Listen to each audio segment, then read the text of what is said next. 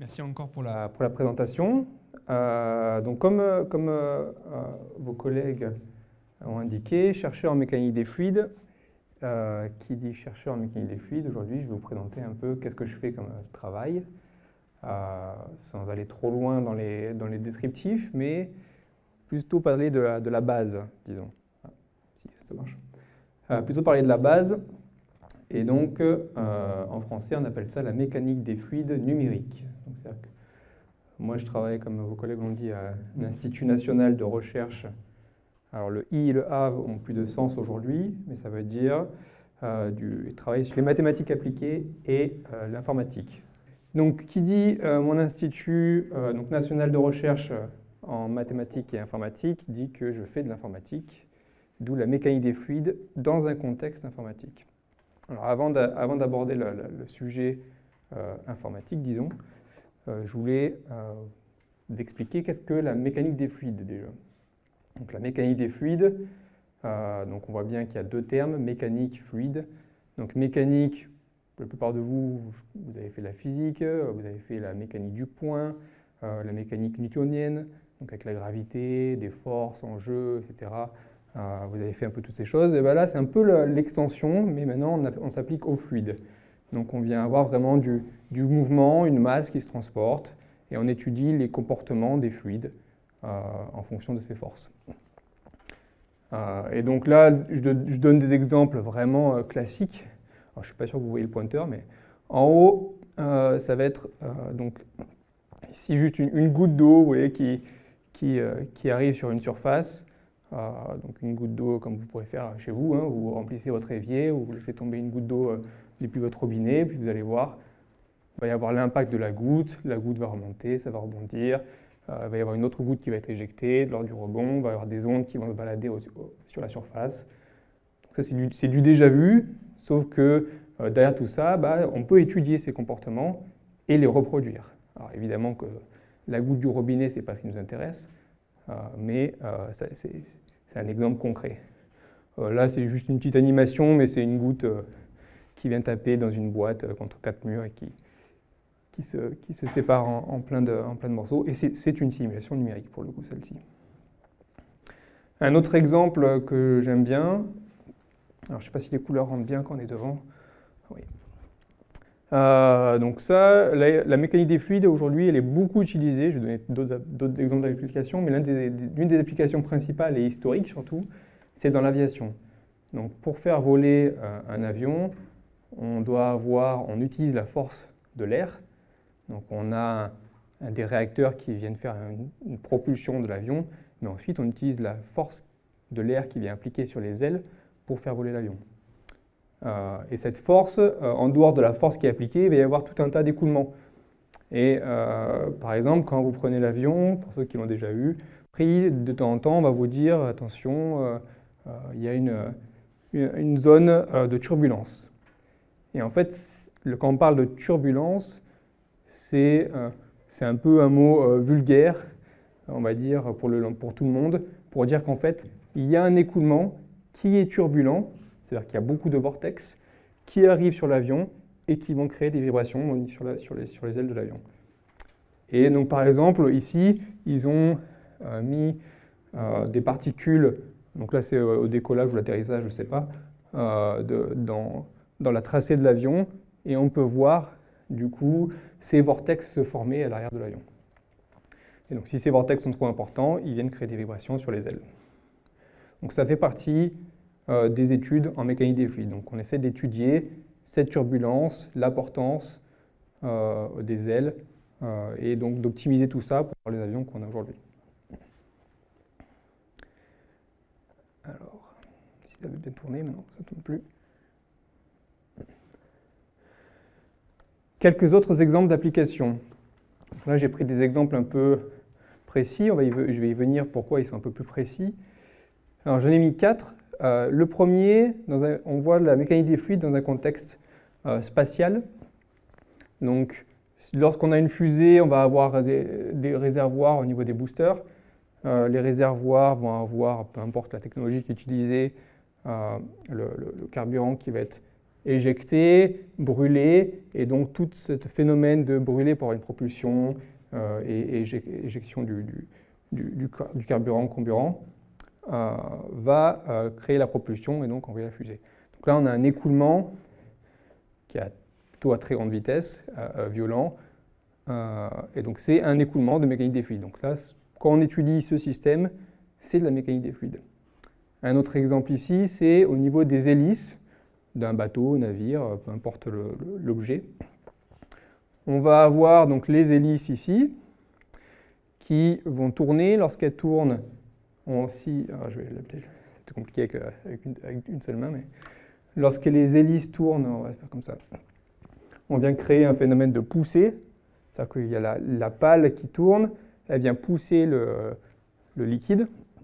Et c'est lorsqu'on pousse le liquide, si on pousse le liquide, on crée ce phénomène de propulsion et on vient, à travers de la force qu'on applique sur le liquide, nous avoir une force inverse et faire avancer le bateau.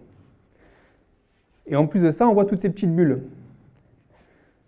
Donc ça, c'est ce qu'on va appeler de la cavitation.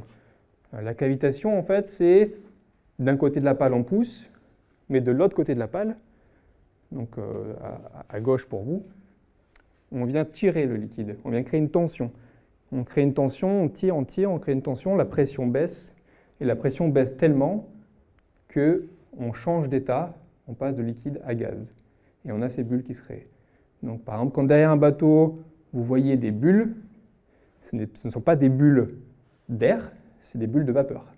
Donc c'est de la vapeur d'eau qui est transformée et qui ensuite repart à la surface et redevient, soit part dans l'atmosphère ou se recondense entre-temps. Donc là, c'est un écoulement qui est en fait, il n'y a peut-être plus de piles sur ça, si, ok, et quand même assez complexe. Ici, un autre exemple, j'en ai mis un, mais il y en a beaucoup, des exemples dans le milieu médical, où on a plein d'applications médicales en termes de fluides. On pense souvent à l'écoulement du sang, le premier, donc souvent au niveau des artères, etc., au niveau du cœur. Mais il y a également, moi je travaille plutôt là-dessus, en l'occurrence, pour les traitements des calculs rénaux. Donc j'y reviendrai, mais l'idée c'est qu'on envoie des ondes de choc au niveau des calculs, donc des cailloux qu'on a coincés au niveau du rein ou au niveau de l'urètre. Et en envoyant ces ondes de choc ultrasonores, on vient casser les calculs. Et ensuite, ils sont éliminés par les voies urinaires classiquement, on va dire, mais c'est douloureux. Et la dernière application qui est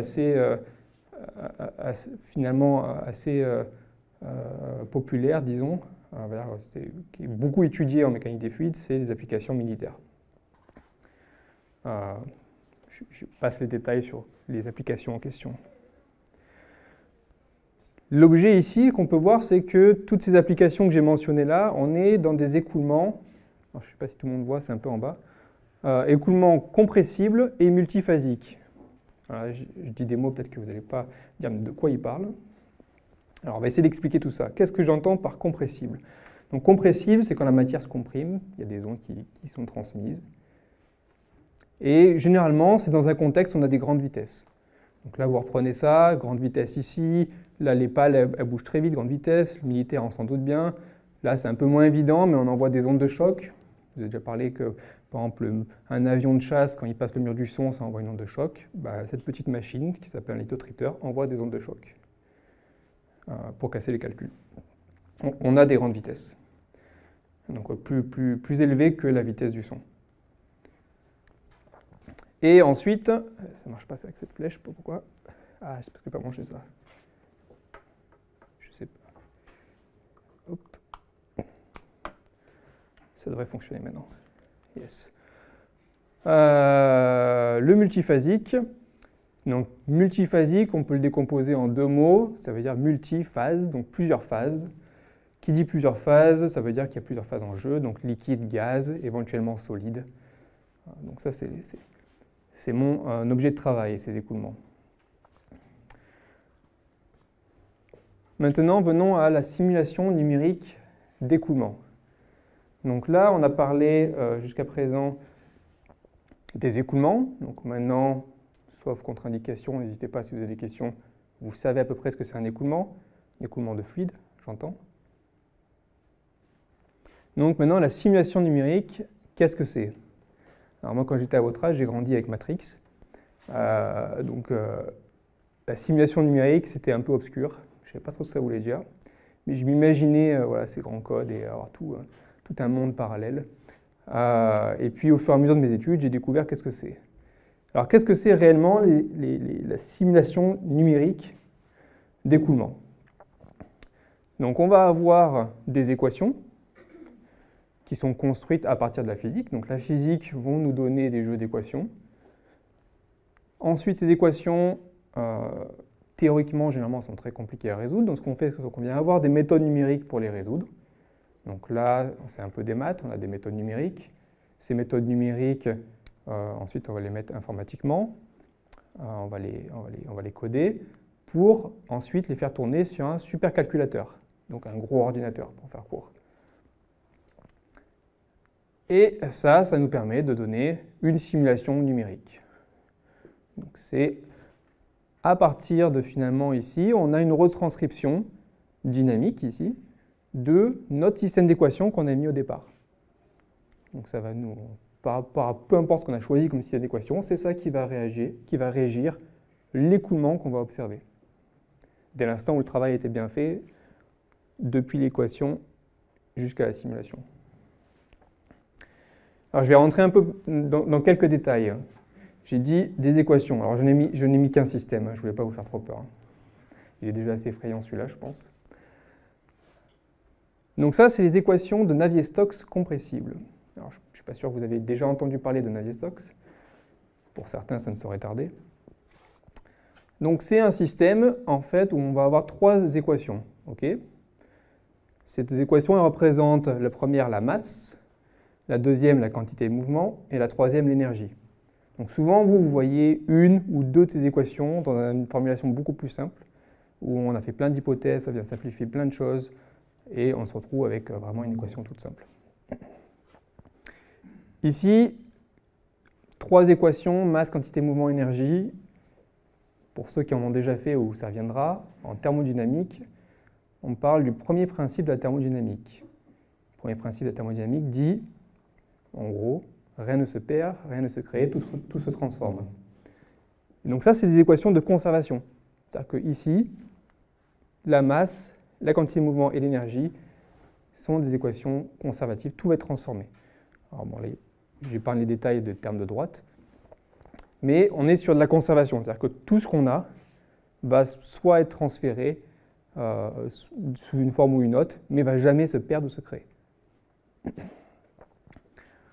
Pour ceux qui sont curieux, ici, c'est l'écriture d'Einstein pour dire que c'est une dérivée partielle par rapport au temps.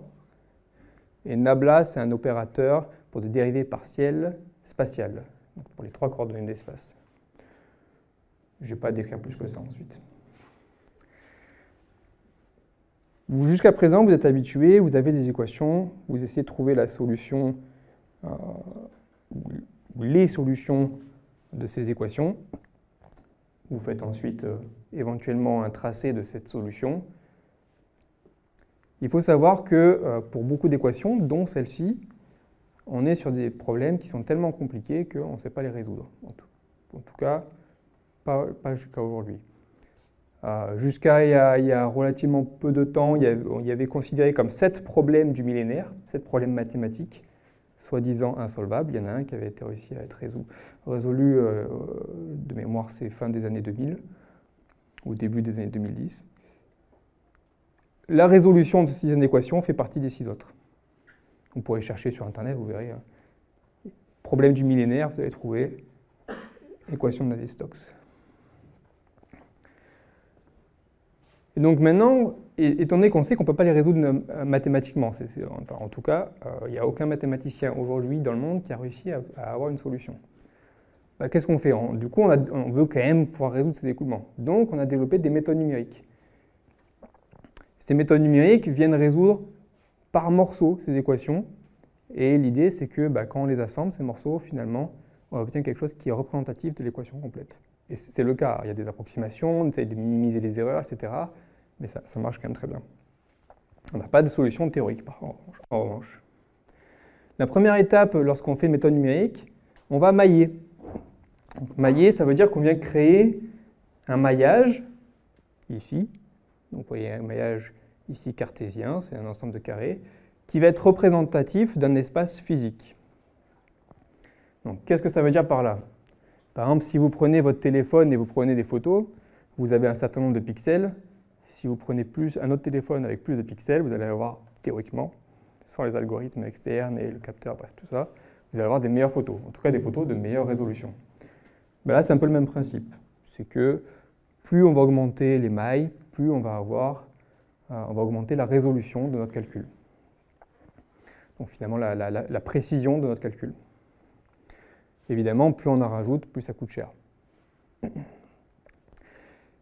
Dans chacune de ces mailles, on vient résoudre notre système d'équations. On vient résoudre les équations qu'on a parlé.